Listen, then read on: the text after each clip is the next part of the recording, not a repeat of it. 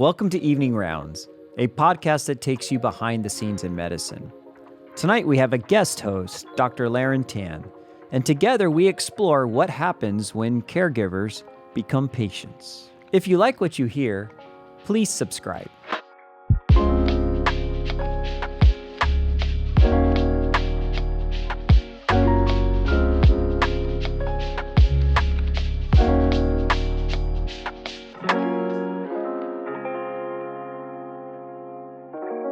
Anthony, Kelsey, we've worked together for quite some time.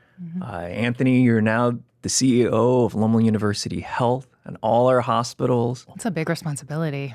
That is. And within that responsibility, how do you stay grounded? I mean, it seems like it's just a lot of pressure, a lot of things that are being asked of you. I have no problem staying grounded. My friends, my family, if I actually thought it was a reflection of me and what I was doing each day, I would lose my mind because it's just too huge. Yeah. I think one of the biggest things that a leader has to be able to accomplish in their own mindset is have trust.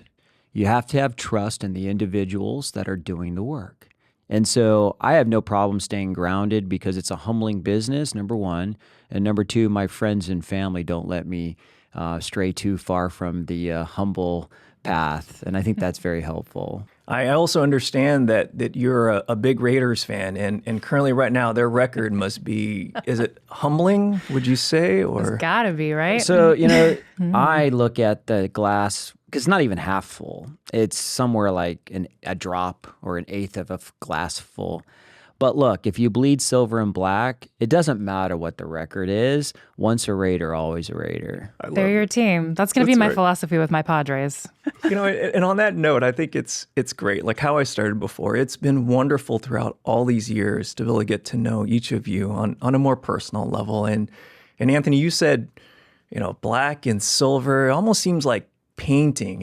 And I don't think a lot of people actually know that you're a closet painter. Well, I'm not. Well, not painting closets, but no. But you get the credit for that. Why? When I had my leg injury and I'm laid up at the couch, I'm an undiagnosed person with ADHD. I need to be going 100 miles an hour all day long. And when you just are sitting there staring at the ceiling, your mind can go places that it really shouldn't go. And so, Laren, you show up one, I think it was Friday evening, with this paint by number of my house. And what an incredible friend. and I'm looking at this going, I'm lucky if I can draw a stick person. Like the Children's Health family logo is a challenge for me. But I'll tell you, it accomplished its goal. It got me up. I tried to do 6 or 7 little parts of it. I remember that period because I would be on a Zoom call like about a serious issue, and then Dr. Hilliard would just be just out of frame painting a little bit. I was unabashedly just sitting on my porch, not able to go into work yet, right? But wanting to be engaged. Yeah. And thank goodness after COVID, we have a lot of virtual-based, interactions. And I'll add on what I chuckled at was after I gave it to the painting to Anthony, and we were at that time I was doing my own too, and I remember you're a painter too. A closet painter too, but I remember Anthony's statement, Laren, I've already run out of paint. I'm like, you just started, because it's that OCD of just like, it's got to be perfect. Well, it's water-based, right? Yeah. It's not acrylic or oil-based. It doesn't absorb on the canvas quite like, you want it to. The cool. Two of you. Now I know when I run into you in the craft store what you're doing, what you're up to. Yeah.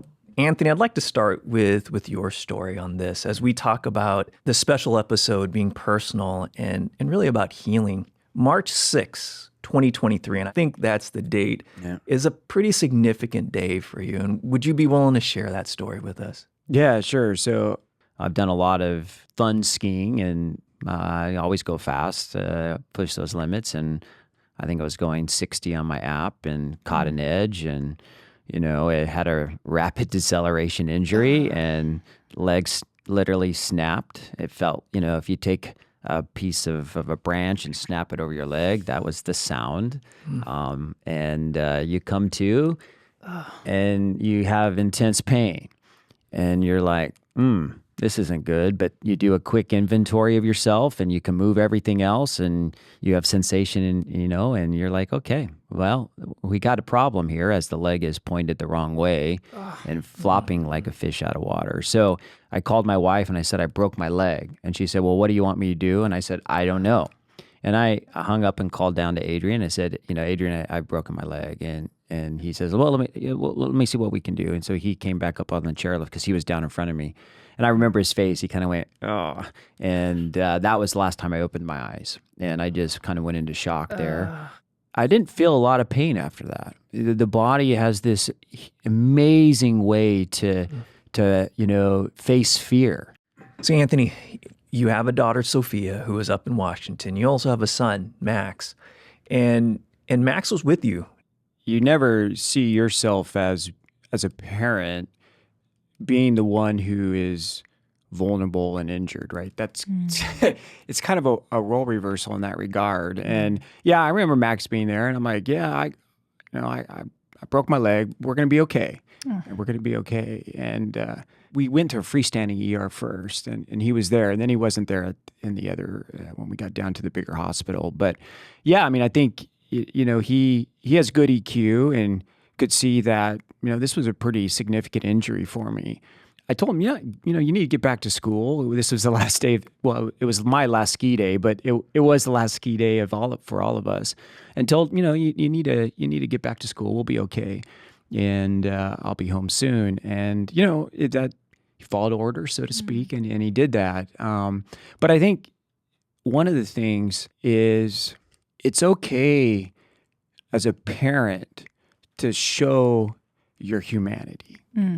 I think it's not good for us to be robots. I think we need to be willing to share our emotions so that when kids feel something or have an experience that happens to them, it's okay for them to be vulnerable. It's okay for them to say, I'm scared. It's okay for them to say, what is the tomorrow going to look like for me? And if we don't ever model that to them, I don't really know how they're expected to understand how to respond to those sorts of circumstances. So, yeah, I mean, I think, he saw my brokenness and I think in a way that shows strength. Yeah. And I hope as he grows and evolves and becomes the great businessman that he wants to become, that he'll show people in his life that it's okay to be vulnerable. Yeah. After your ski accident, you talked about surgery, but really it's surgeries. Yeah, I mean, obviously, it's like putting Humpty Dumpty back together. So rods, screws, plates, hundreds of hours of therapy, neuropathic therapy for the nerve damage that's happened, tissue therapy, 5 weeks of hyperbaric oxygen therapy, more surgery, taking out plates, putting grafts in. To this day, I have fractures still. I have fracture lines. My fibula, well, my surgeon friends say, well, you don't need your fibula anyway because we use that for mandible grafting and so forth like this. And I'm like, well, God gave me a fibula. Shouldn't I have one that's intact? But in all honesty, my fibula is I don't want to say it free floating, but there's no union there. But it doesn't really cause me much problems. It's high enough up. It's about 3 inches above my ankle, so I don't have ankle instability. My tibia, though, still has fracture lines on the medial aspect. I have kind of a continuation on the lateral side of it, so there's stability there. But, I've been a runner, a jumper, high-level competitions, fitness competitions, things like that. That's not possible. It's not. It's uncomfortable.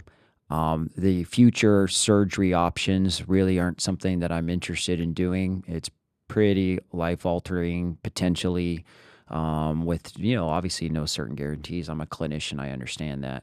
I remember you in a meeting telling me that this had happened. And I remember instantly being so scared for your mental health. Because I remember thinking, man, he just had that knee injury, and that was a tough recovery for you. And I couldn't envision how mentally you were handling just that feeling. So yeah, I mean, it's been quite the ordeal. I'm a better person because of it. Why? I did not have the empathy I needed to have. I did not have I looked at asking for help as weakness. Yeah. And I looked at it as weakness in myself. As a leader, I would try to do it all myself. And I looked at others when they asked for help as being weak-minded. And I actually have learned that asking for assistance, building out the team is actually the best form of leadership because the people around you grow. They get ownership in the process. They become vested in what they do. And then they fall in love with the organization. And if you keep them on the outside from looking in, they're just a worker. That's right. And so from a leadership perspective, man, I am completely different than how I was before. As a father, as a husband, as a friend, I have much more sympathy. I have much more empathy. It's so important. Well, for what it's worth, I've always thought you were missing your fibula to begin with because I never found you to be a fibber. Yeah, good one there. No. It's like, where's the symbol? The internet is going to love that one. I look forward to that one. Oh, I'm glad you're a pulmonologist in critical care and not a comedian. It didn't work. Okay, all right. That was good. That was a well-placed dad joke there. It's just waiting for that You one. were waiting for that. It's like, he's like, I don't have a fibula. Get that in. But Kelsey, you talk about your son, 9 years old. And I understand you have Just turned 10. 2 weeks ago, yeah. Wow. And your son's name is Pepper. It's Pepper, And yes. you have a daughter, Eddie. Yes, I have confusingly named children, but Pepper was named after my great-grandfather who loved baseball. And Eddie's name is Edith, but we call her Eddie. That's awesome. And tell me a little bit about Pepper and your journey. Well, I was never intending to be a parent because I am not a patient person and I am not a person who does well with unstructured, messiness. And I have found that from the day Pepper was born, God has been teaching me exactly who I am and has exposed those challenges that I have, right? And Pepper was hospitalized day 3 because he had incredibly high bilirubin because he really didn't have that innate nature all babies have to know how to eat. And so from day 3, we were constantly being told, oh, he'll grow out of it. Oh, all babies have this. And he was hospitalized multiple times before age 8. With upper respiratory infections, severe hearing loss. By the time he was 8, he'd probably had 4 or 5 ear tube surgeries. We went to every specialist under the moon because we were noticing it wasn't getting better. And we even went outside of Loma Linda. We went to anyone that would have us because you just have that gnawing feeling that something isn't right, right? And February 2024, we got the final answer that unbelievably, Pepper has an ultra-rare progressive genetic disorder called Alpha-mannosidosis, which, of course, I had never heard of. The doc who diagnosed it had never heard of it. It was completely new and something that would forever change our lives. And I know when we had Dr. Rosenfeld on the podcast, we talked about progressive diseases and how do you find hope and how do you find, any semblance of anything? And I think he had such a beautiful answer, which is, there's still so much to be hopeful for. And I think I remember that answer. Yeah. And it was very touching because at that moment in my life, you can probably even see it in my face in the tape, I felt hopeless. And there's no research for ultra-rare diseases. In a lot of cases, there's a very small paper that showed there was some efficacy to doing a bone marrow transplant. I know most families don't choose that for their child. And so that's what we were facing when I was asking Dr. Rosenfeld that question is, should we be going through with this thing that, our docs were very transparent, could kill him. And we had to elect to do that. And in the hopes of stopping the progression, we're never going to solve the damage that's already been done. But we are hopeful we can stop that progression because if you do a quick Google search, it's pretty grim what these patients, what their future is. And I don't think you can even fathom all those things you hold in your heart for your children. And to still be, and probably the rest of my life, be managing that grief and that loss of that. Maybe that's not Pepper's journey, but we had to just do everything we could to stop the progression and to be able to care for him in the best way possible. Alpha-mannosidosis is, I had to do just a little bit of a research. We're talking about 1 in a million. Yeah. It is so rare. Yeah. Specialists are even rarer.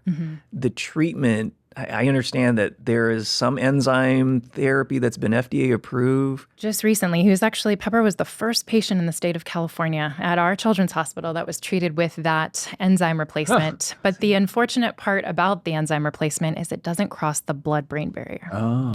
So while it may impact some of the musculoskeletal and some of the other upper respiratory issues they believe, it doesn't impact the progressive cognitive decline.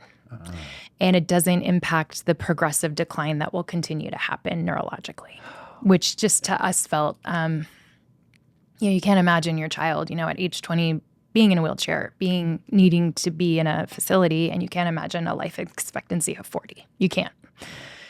That wasn't good enough.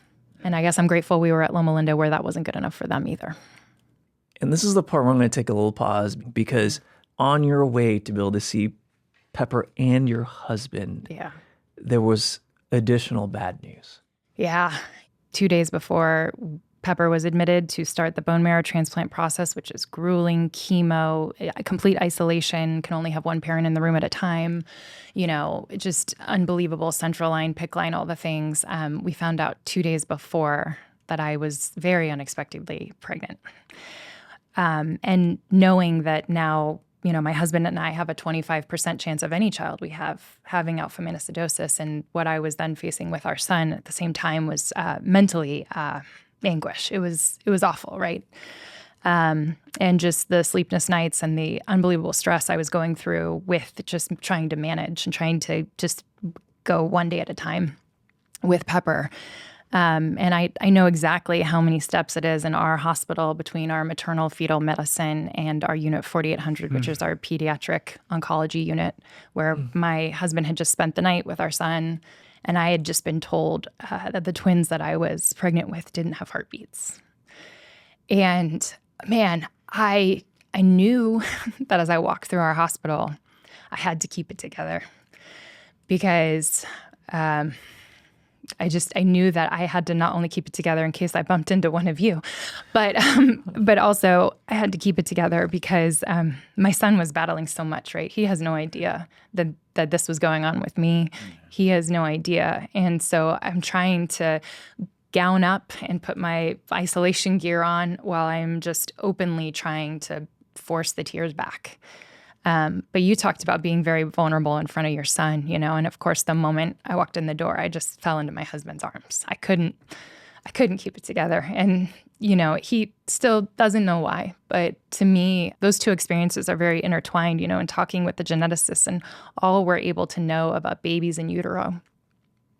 And I remember her saying, this is catastrophic if your babies were to have alpha-mannosidosis. And it almost felt validating because it was like someone was saying, like, your son is going through something catastrophic, and he has his entire life. And how incredible to have that recognized, that's, I needed someone to validate how scared I was about just even, you can't find out if they have alpha-mannosidosis until 20 weeks. And you've got to care and carry those babies. And, I link the two experiences so tightly because I remember that geneticist waiting for me by the elevator while I was trying to compose myself. And I was trying to keep myself together so that I could get down the elevator to get to the oncology unit and then spend the day with my son. And she waited there and she just said, "I'm so sorry. Are you okay if I give you a hug?" And I needed that hug.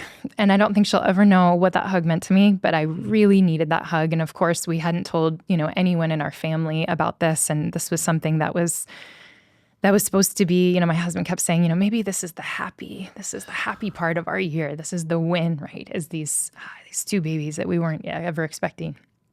And it wasn't meant to be. So then we had to try to figure out how we coordinate our son's care and needing round-the-clock care, and me needing to be inpatient, and me needing to be on our Salmonwell maternity pavilion floor that I never expected to be on, and the happiness that happens there and the happiness that I wasn't feeling. So the Lord has plans for all of us, and I've got questions for him. Yeah. And I'm still asking those questions, but I think it has taught me empathy, like your experience has taught you empathy. I never had empathy for those who had lost children, and I understand it now. Yeah.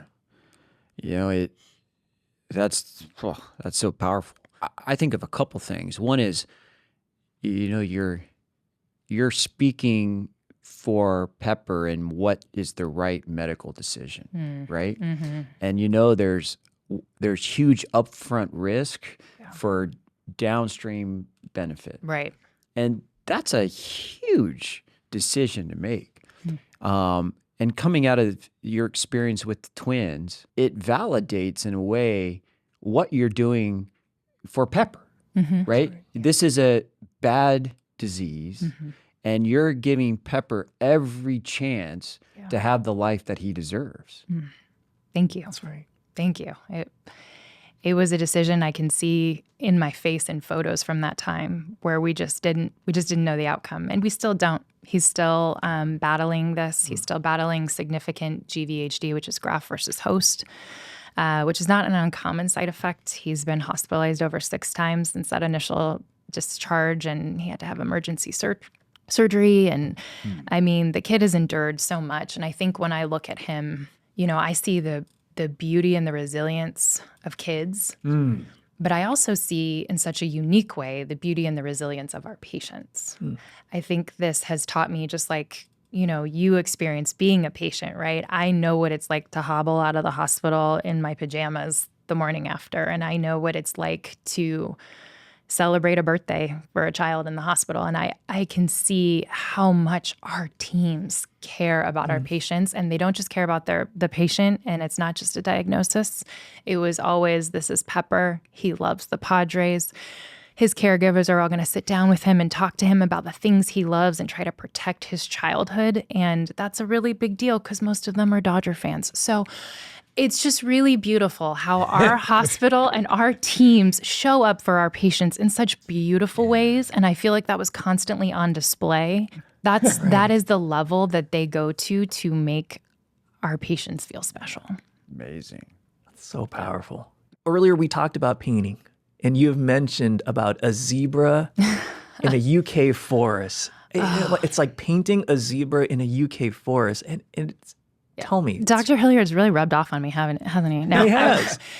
I have always loved this painting. It's hung in my home, and it's by George Stubbs. It's from the 1700s. And he had the difficult task of essentially trying to show the people of the United Kingdom what a zebra looked like. And if you think about that, you know, how would you show the scope or the uniqueness of a zebra to an audience that has never seen it in a book, never seen a photo, doesn't have Google, right?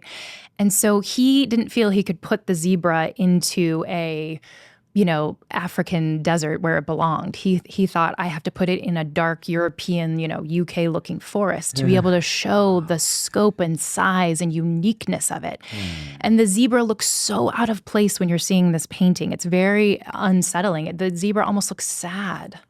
And I feel like with Pepper, I'm constantly trying to essentially show my zebra in a context that they'll understand. Because people don't understand progressive diseases. They don't understand bone marrow transplants. They don't understand that he's just not better now, right? He just should be fine. And I think the rest of his life, you know, he views life so differently. He interacts with people so differently on such a different level, not just because of hearing loss, but because of a multitude of things. And so I'm constantly trying to put my special, unique, incredible son in a context people can understand. And that painting has always really meant a lot to me, because I know in med school, I've heard that you guys are taught, you know, if you hear hoof prints, it's probably a horse. But my boy's the zebra, and that's the hoof prints you hear, right? And it's a mother's intuition, I'd say. You know what? Like 100% good clinicians manage with their gut. It's like, you know what? It's not adding up. Yeah. And you learn very quickly, you never underestimate a mother's intuition.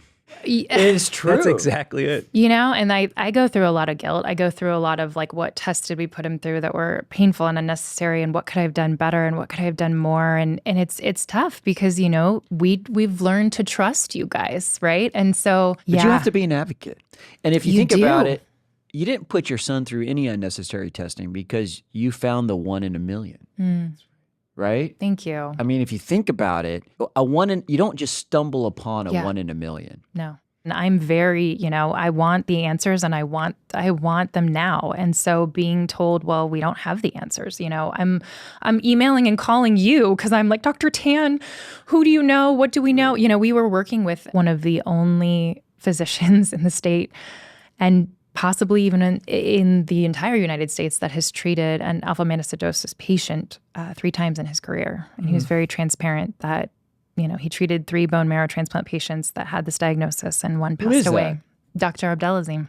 Huh. Yeah. So this man that I'm having to hear about in all the meetings I sit in, doing my job, is coming to Loma Linda. I never in a million years thought that man would be the man that would save my son, right? That would have this experience, that would know how to, because it's so unique. It's not just traditional, they're getting a bone marrow transplant. He needs so much more donor blood and so much more chemo, because we're essentially changing his genetics.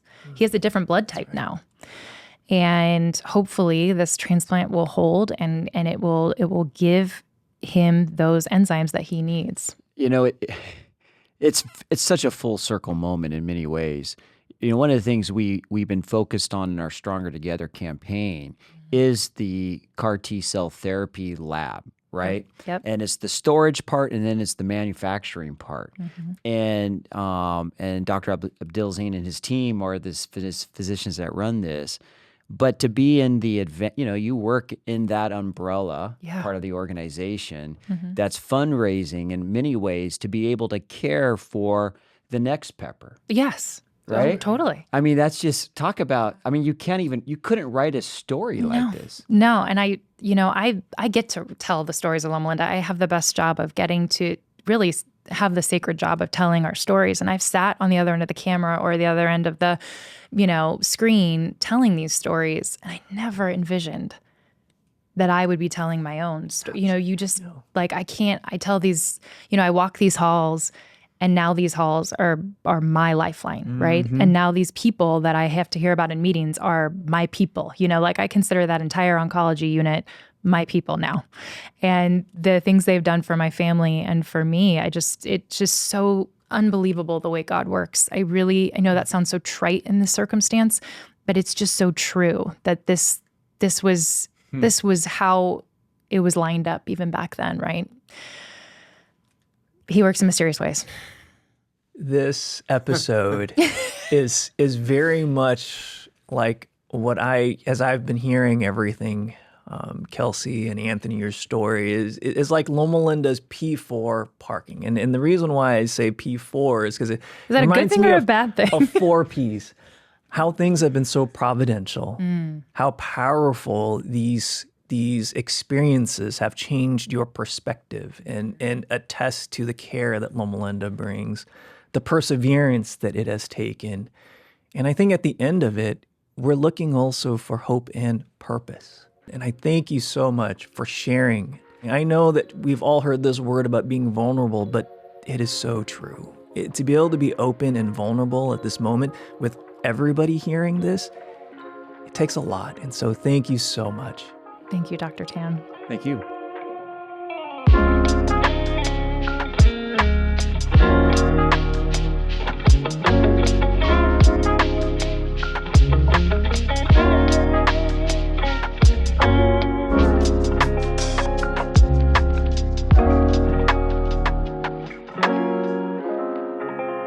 A special thanks to the sponsor of Evening Rounds, La Loma, who has provided banking services to the Loma Linda community since 1955. Their support helps us continue bringing you episodes focused on health, story, and mission.